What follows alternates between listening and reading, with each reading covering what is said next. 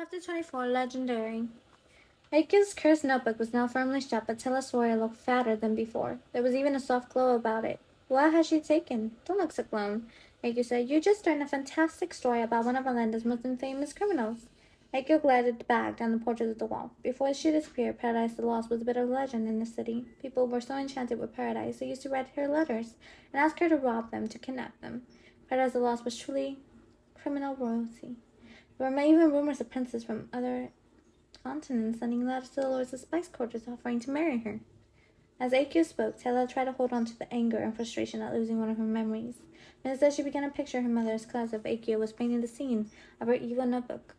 Tella saw Paloma and its young and spirited thing, leaving trails of glittering tales as she robbed and thieved and stole her way into history until she became a shimmering part of it. Then she married Tella's father out of all the people Paloma could have chosen.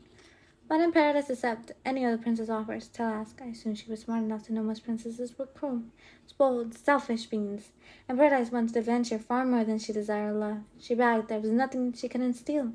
So when she was presented with a challenge to steal or an unstable item of great magic, she accepted the offer. But the item was far more powerful and dangerous than she could have led to believe.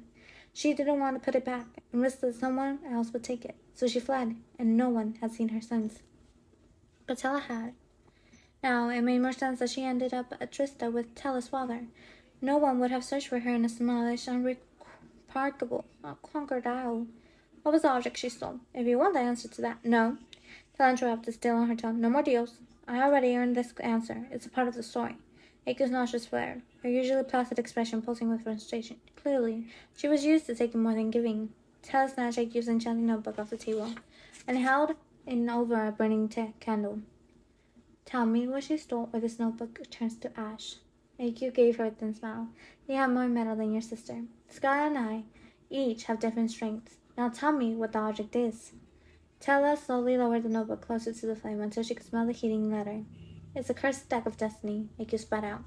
Tella dropped AQ's book on the desk with a loud thump.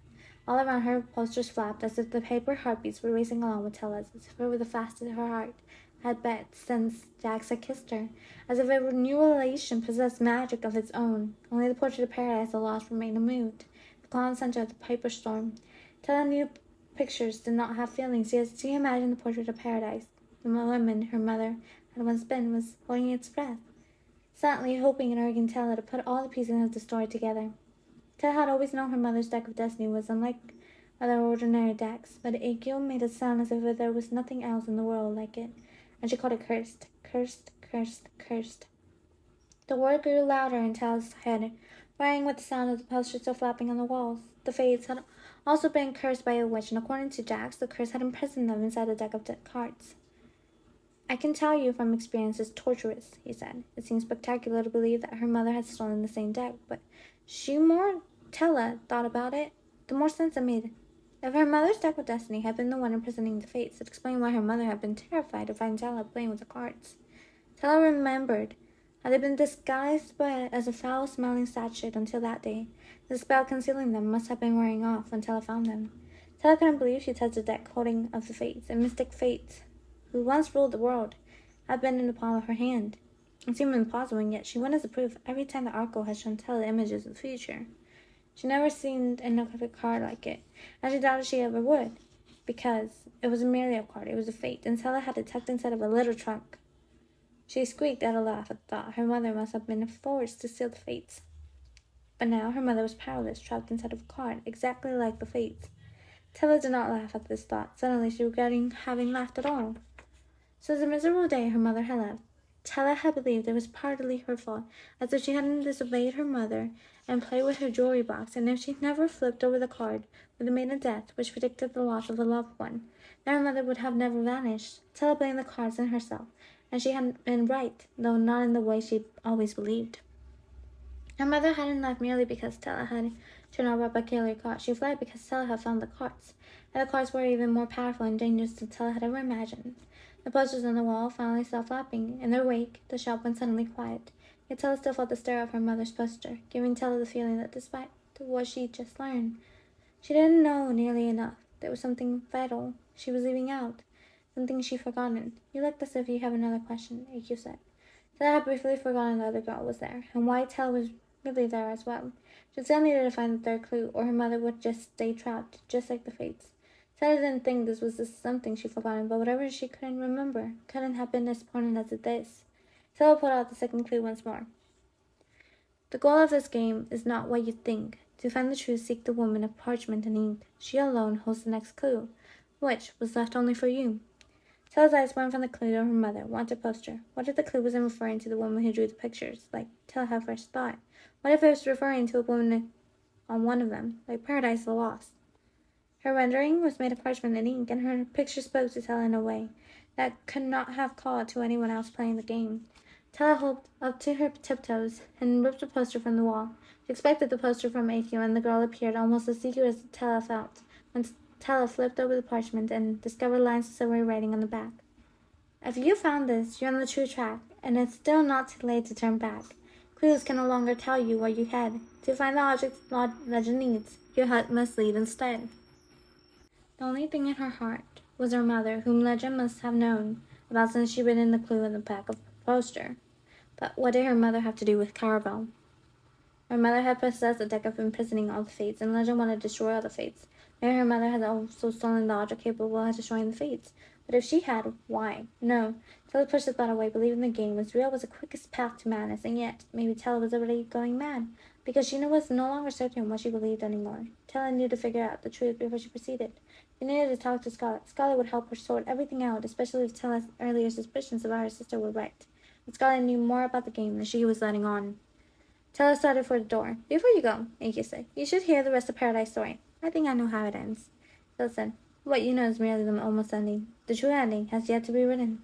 Then what's left to say? I keep a part of the middle of the story. Paradise discovered the deck's true power and danger after using it to read her future. Some said she fled, not to keep the cards safe, but to thwart the future she saw. What she didn't know was that this peculiar deck, once the future is foretold, it cannot be undone unless the cards are destroyed.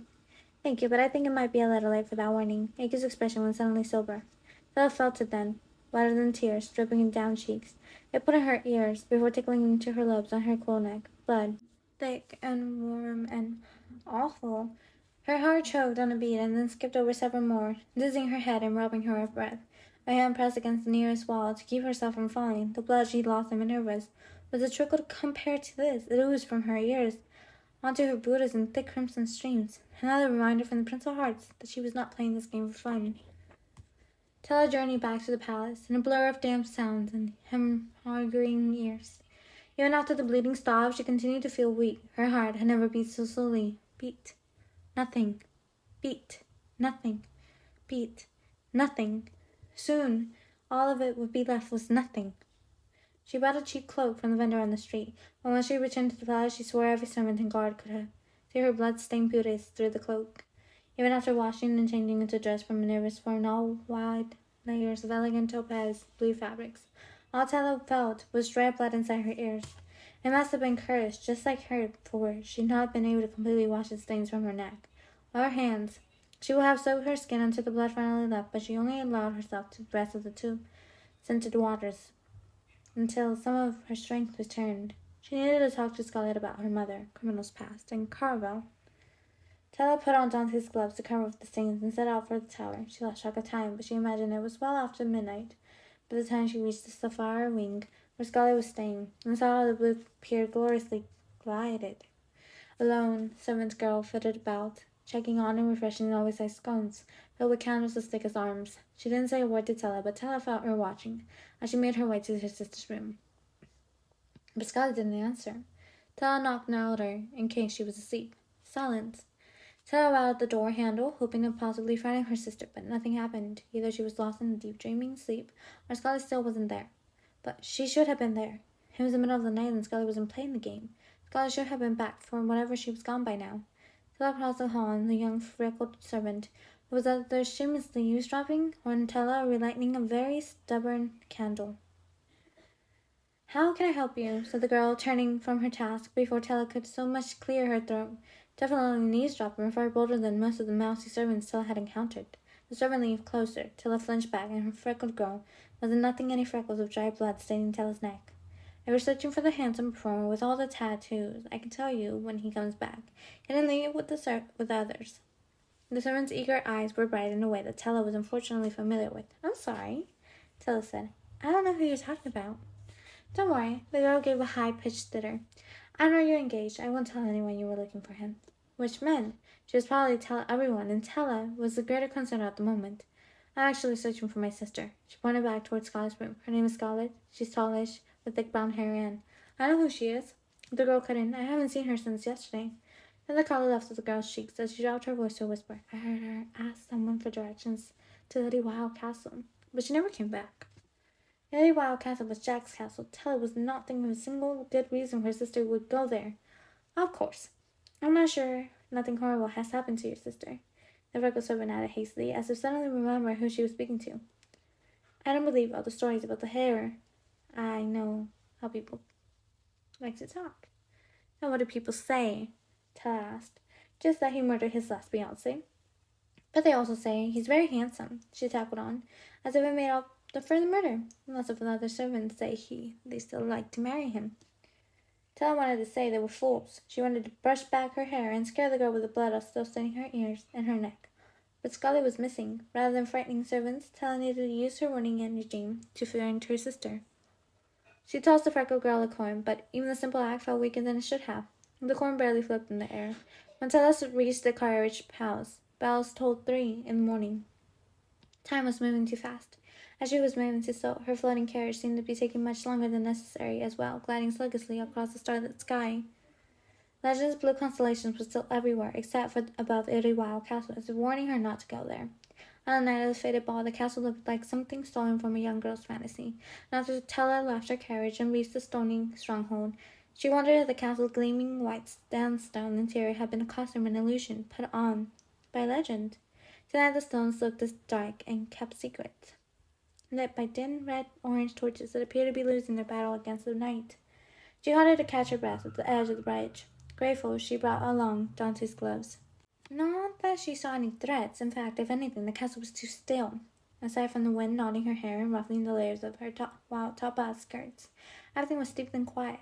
The sort of silence usually reserved for tombs, cursed ruins, and other places abandoned by the living. Tella suppressed a shudder, but it managed to turn into a chill.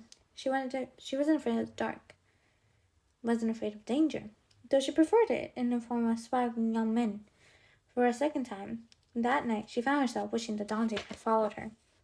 Not that she needed him, but maybe Tella wanted him there just a little. She took a heavy step forward and felt an uncomfortable stab of lackluster victory that she finally decided to leave her alone.